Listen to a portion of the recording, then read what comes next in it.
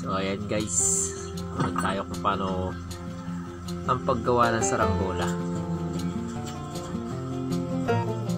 So ayan, gugupitin.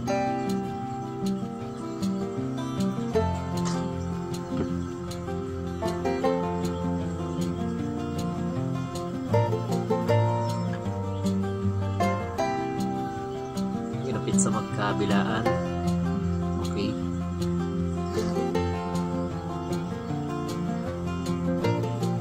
Tapos ano yung gagawin niya?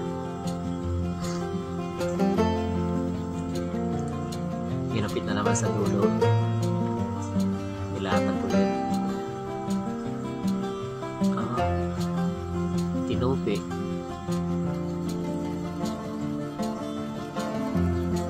Tinupi na pa-triangle.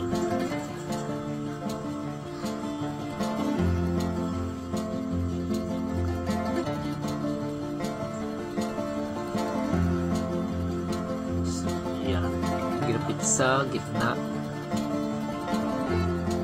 So, yung mga batang 90s dyan, alam nila itong gawin. Pinupit pa rin sa dulo para ipapantay niya yung plastic, yung pagkakagupit niya.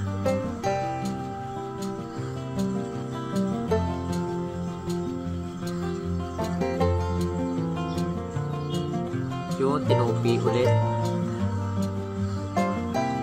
Tupi lang to eh.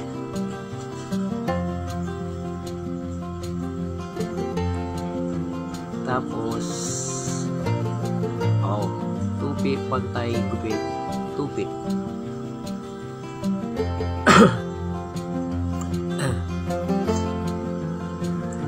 Yan naman sa kabila.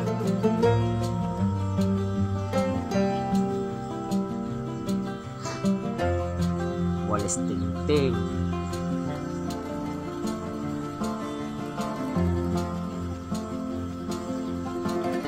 So syempre walis tingting para magaan yung para magaan yung paglipad ng saranggola. Hindi siya ganong kabigatan.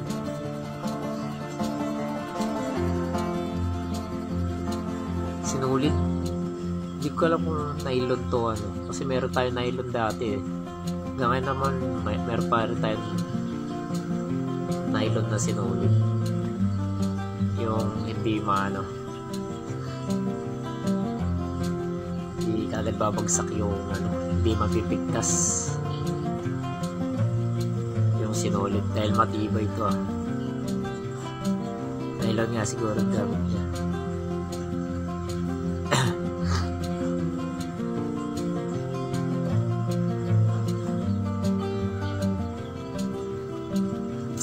Yan sa kabila naman.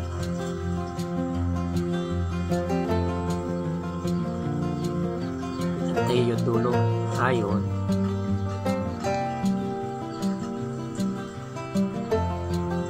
para yung sa gitna. Dahil pala yung dulo-dulo ng walis tingting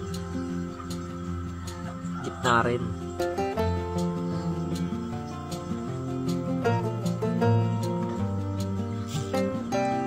Tinali-tali ganda sa dulo yan eh.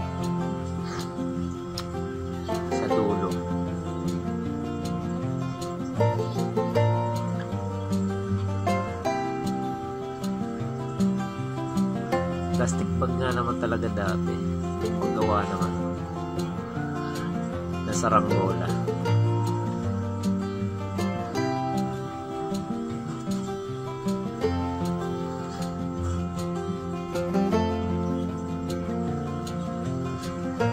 So ayan, pinuhol niya na sa dulo tapos ginupit.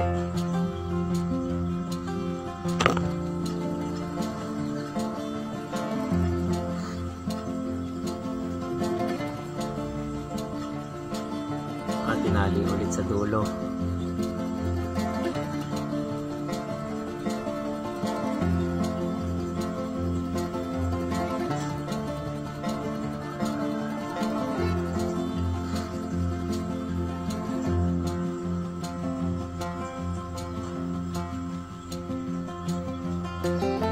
kabilaan sa dulo ulit.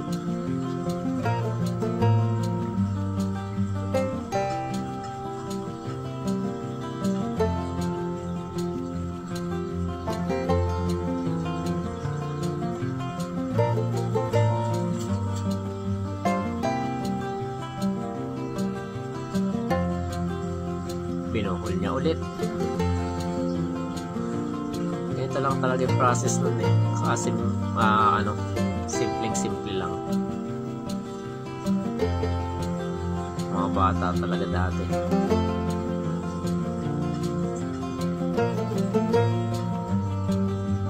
Pinutasan ng stick din. Yung pagbutas dyan, stick lang din.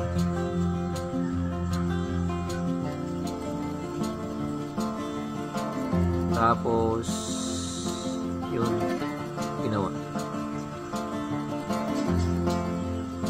Doon niya tinali sa kabila rin para hindi magalaw yun sa gitna. Yan, butas ulit.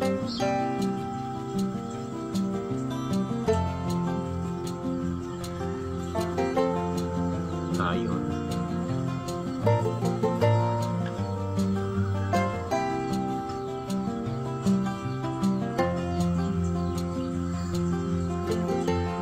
Tali.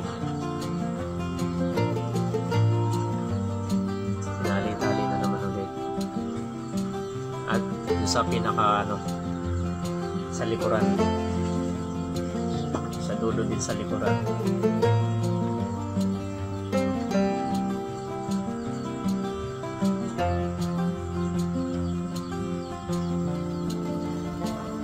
Yan, tapos na. Ganyan lang pala.